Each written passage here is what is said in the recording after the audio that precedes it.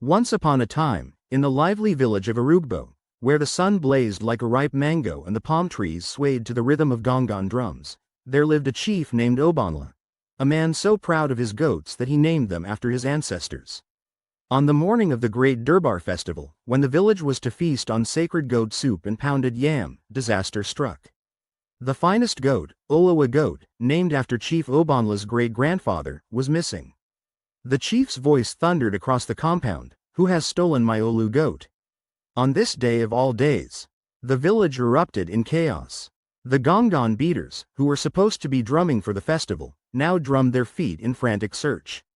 Women carrying baskets of fresh peppers on their heads paused to whisper. Maybe the goat ran to the next village to escape the pot. The children, ever mischievous, giggled and pointed at Chuku, the village palm wine tapper, who was lazily leaning against a coconut tree, his belly full from an early morning taste of his own brew. "Chuku," the chief bellowed, "you were the last one near the goat pen last night." Chuku, a man whose wit was as sharp as the thorn of an acacia but whose laziness was legendary, scratched his head and grinned. "Ah, chief, why would I steal a goat when I can barely carry my own shadow?"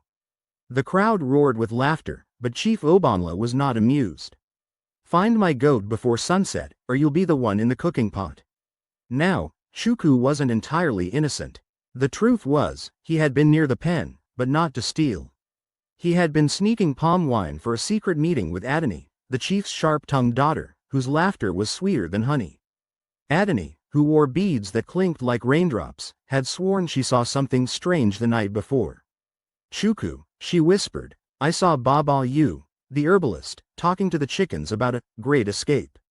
Chuku frowned. Baba Yu was a man who spoke in riddles and fed his roosters palm kernels like they were his advisors. Why would he care about a goat? Unless it wasn't just a goat. The search grew wilder. The village blacksmith, Akoro, a man whose muscles were as thick as yam tubers, claimed he saw footprints leading to the sacred baobab tree.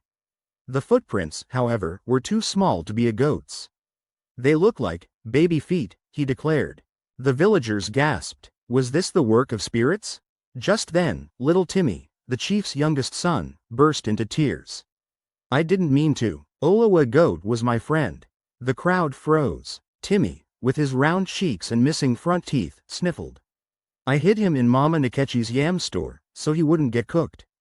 A stunned silence fell. Then, the chief's face twisted, not in anger, but in a slow, creeping smile. The villagers held their breath. Then, like the burst of an overripe tomato, Chief Obanla erupted in laughter.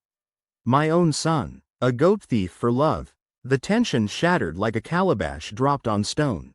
Even the gongon beaters, who had been nervously clutching their drums, broke into grins. But Baba Yu, standing at the back, stroked his beard and muttered, "Or is this just what the spirits want us to think?"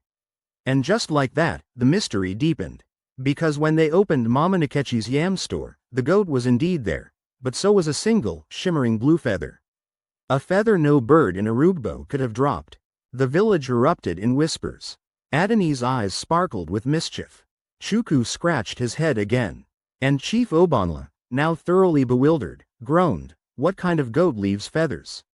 As the sun dipped low, painting the sky in hues of fire and gold, one thing was certain. This Durbar festival would be one for the legends. And as for Chuku, well, he might just have to solve one more mystery before he could enjoy his palm wine in peace.